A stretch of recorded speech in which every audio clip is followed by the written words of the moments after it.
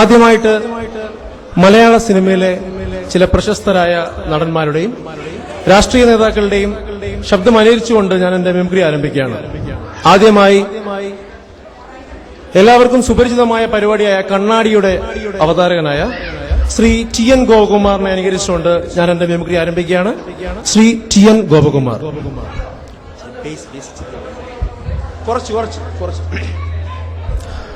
മാന്യ പ്രേക്ഷകർക്ക് കണ്ണാടിയിലേക്ക് സ്വാഗതം. ഈ ആഴ്ചത്തെ കണ്ണാടിയിൽ നമ്മൾ പരിചയപ്പെടുത്തുന്നത് മലയാളത്തിലെ ചില പ്രശസ്ത നടന്മാരും രാഷ്ട്രീയ നേതാക്കളുമാണ്. ആദ്യമായിട്ട് നിങ്ങളോട് സംസാരിക്കാനായിട്ട് മലയാള സിനിമയിൽ നിന്നും ശ്രീ തിലകനാണ്. ശ്രീ തിലകൻ.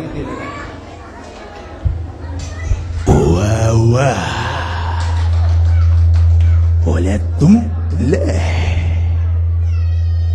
ഓണം, വിഷു, റംസാൻ ആഘോഷങ്ങളേയായാലും കലണ്ടർ മനോഹരന്റെ അമ്മയുടെ തന്നെ.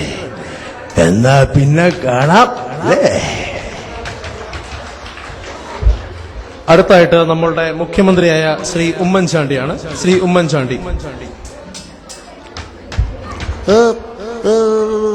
ഈ കേരളത്തിലെ ഈ ഗവൺമെന്റ് എന്ത് ചെയ്തു എന്ന് ചോദിക്കുന്നതിന് പകരം ഒരിക്കല് ഞാൻ ഡൽഹിയിൽ പോയി.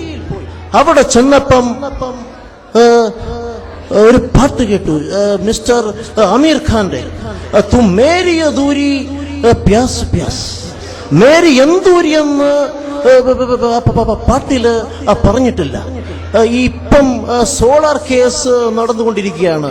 കേസ് തുടങ്ങിയപ്പം സോളാറായിരുന്നു, ഇപ്പൊ സോൾ 7, 8, 9 നിയമസഭ മൊത്തവും ഈ കേസിലിപ്പം ഉണ്ട് എന്നുള്ള കാര്യത്തില് യാതൊരു സംശയമില്ല. അടുത്തതായിട്ട് ശ്രീ വി എസ് അച്യുതാനന്ദന്റെ സൗണ്ട് അനുകരിക്കുകയാണ്. Shri V S Achuthanandan. കേരളത്തിൽ മുഖ്യമന്ത്രിയുണ്ടോ?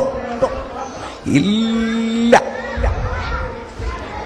കേരളത്തിലെ ഭരണം പറഞ്ഞാൽ ഒരു പാട്ടോർമ്മ വരും, ഓപ്പൺ കണ്ണും സ്റ്റാർ. നമ്മുടെ ജോസ്തറ്റയിൽ ഹേ സെക്സി ലേഡി. അടുത്തതായിട്ട് സംവിധായകനായ ശ്രീ ലാൽ ജോസിന്റെ ശബ്ദം ഒന്ന് അനുകരിക്കുകയാണ്. ശ്രീമാൻ ലാൽ ജോസ്. മലയാള സിനിമയില് ഏറ്റവും കൂടുതൽ പുതുമുഖങ്ങള് ഇറക്കുമതി ചെയ്തെന്നുള്ളൊരു പേര് എനിക്കുണ്ട്. എന്റെ കൂടെ അഭിനയിച്ച പടത്തില് ഏറ്റവും കൂടുതലായിട്ട് ദിലീപും സമൃദ്ധാസനിലുമാണ്. അങ്ങനെയുള്ള ഒരുപാട് കലാകാരന്മാരെ സപ്പോർട്ട് ചെയ്തെന്നുള്ളൊരു പേര് എനിക്കിപ്പോ ഉണ്ട്.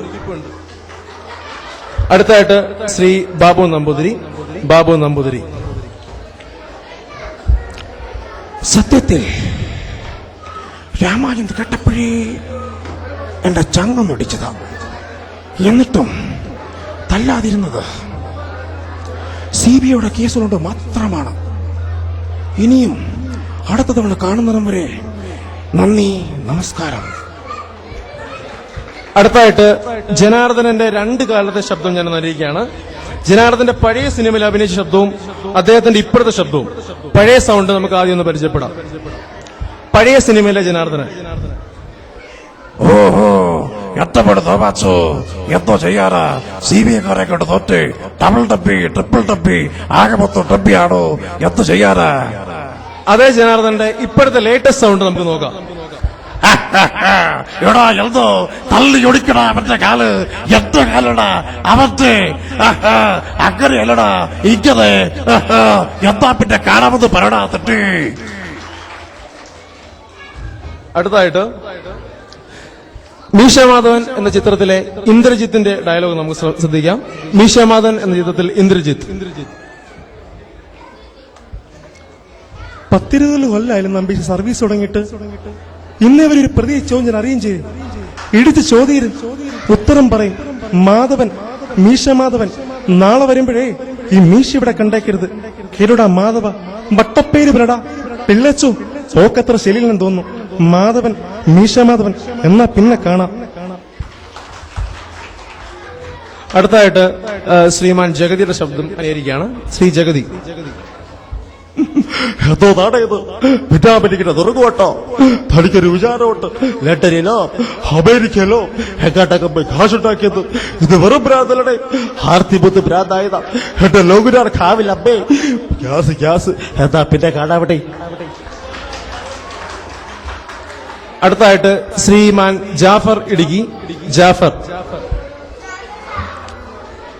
എന്റെ പഠിച്ചോനെ, എന്നാ ഇടപാടാ ഇത്? ഒരു 10 രൂപ എഴുതിയ പൈസ ഇല്ലാത്ത പാവം കൊണ്ടുകൂടെ ഓറഞ്ച് 5 10 4 ഓറഞ്ചോ. ഇപ്പൊ ഓറഞ്ചിൽ നിന്ന് തീർന്നാന് എന്നാ പിന്നെ കാണാം. അടുത്തതായിട്ട് Kavya Madhavan.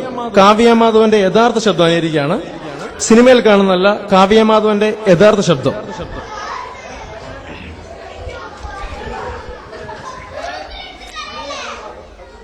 Good morning all of you. എന്തോരം ആൾക്കാരാണ്. ഞാനാണ് നിങ്ങളുടെ കാവ്യ മാധവൻ. എന്റെ എല്ലാ പടത്തിലും നിങ്ങളുടെ സപ്പോർട്ട് വേണം. ഇനിയും വരാനിരിക്കുന്ന ചിത്രത്തിലും നിങ്ങൾ എല്ലാവരും എനിക്ക് അനുഗ്രഹിക്കണം. നന്ദി, നമസ്കാരം. അവസാനമായിട്ട് MS തൃപ്പൂണിത്തുറയുടെ ശബ്ദം അനുകരിച്ചുകൊണ്ട് ഞാൻ എന്റെ മിമിക്രി അവസാനിപ്പിക്കുകയാണ്. MS തൃപ്പൂണിത്തുറ.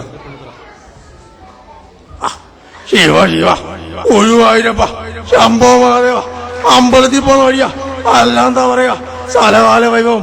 എന്നാ പിന്നെ അങ്ങനെ തന്നെ ആയിക്കോട്ടെ. എന്താണോ അങ്ങനെ തന്നെ. എന്റെ എളിയ മിമിക്രിയോട് അവസാനിക്കുകയാണ്.